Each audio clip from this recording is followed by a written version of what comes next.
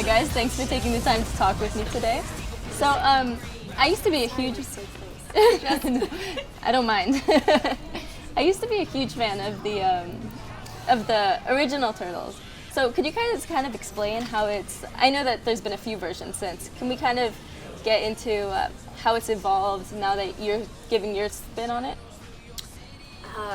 Every part of it is... I'm so hesitant to use the word evolve because there's so many different renditions of the Turtles that are just equally amazing and have their own kind of twist to them. What I love about this revamped Turtles is that it's so fiercely original. I really love it, just even down to the animation, my character, just everything just feels so original, but still, you know, classic characteristics of the Turtles, I think, and April, you know, so I think there's certain things that they preserved, and there's also certain things that they brought into the cartoon to make it really, really special. Definitely. And can you guys kind of get into what some of those things are that make it unique?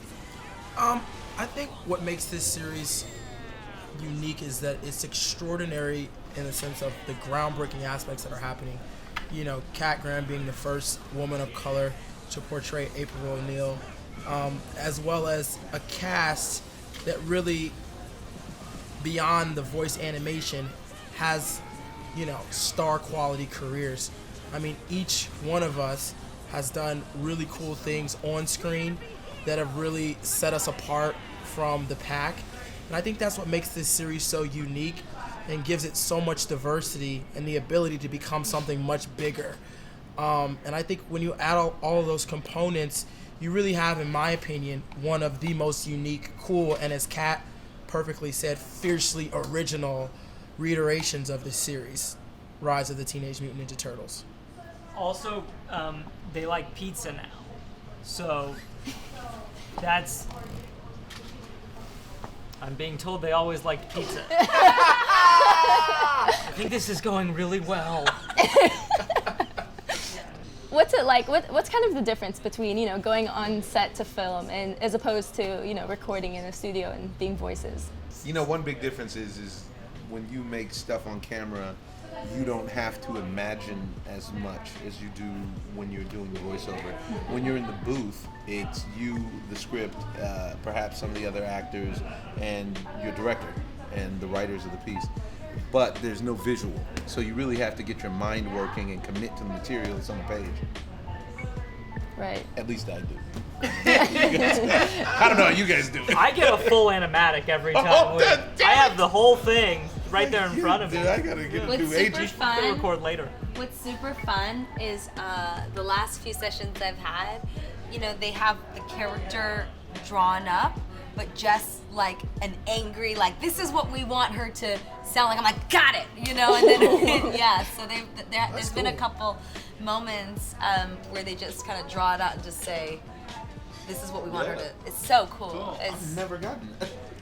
Yeah, I've never gotten that either. But I don't mind. I don't mind. Same. I enjoy. That's cool, though. I enjoy the Yeah, stretching there's just of a it. couple moments where they've already kind of sketched it out and they wanted it. That's so cool. It's very cool, super cool. Now, what would you guys say is your favorite part about playing your characters? Are you able to relate to them in any way? I have a lot of siblings, so Yeah. for me, it's fun to portray, you know, what at least is a scripted version, and I can incorporate inside jokes in my family and all kind of stuff because I had 5 brothers of my own, so this is a real, you know, a lot of the dynamics of bickering with brothers is very accurate, and Andy have done a great job of portraying that. Yeah. Totally. I wonder if they have big families. They, okay, the business now, but they. Andy! You got siblings?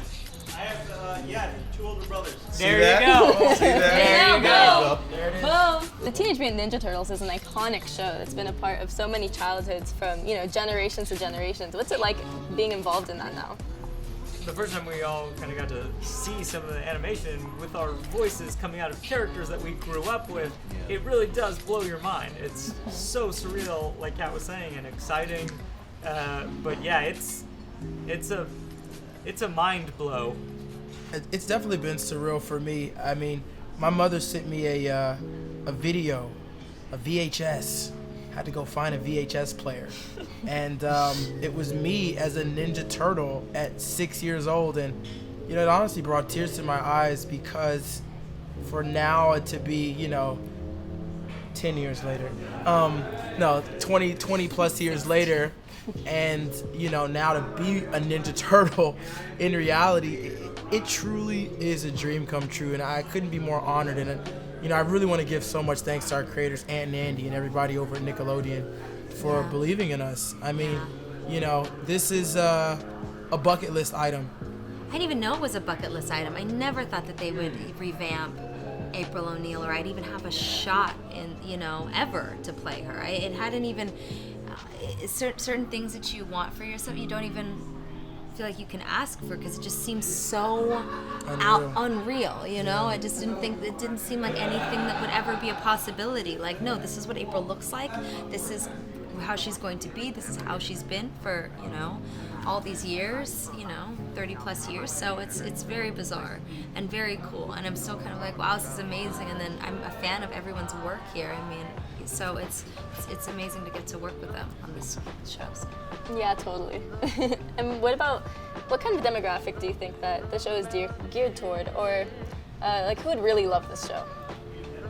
I mean, anyone that watches Ballers. I was just watching Josh on Mark Maron's show. I just, there's anyone that is a fan of these actors, or a fan of me, anyone that watched Vampire Diaries, like, people are gonna want to watch this because they have such a following, and such an individually specialized following. I don't know. I think it's for everyone, especially for the girls. I used to think that Ninja Turtles was just for the boys, but not anymore. I'm also really excited that I think this show is a great entree for people that maybe don't have the background, kids that haven't grown up with Ninja Turtles. Right. But I also think people that are fans that have known the Ninja Turtles for a long time are really gonna enjoy the show and find it hilarious and different, but familiar, and with that same special sauce that so many Turtles entities have had before us. Yeah.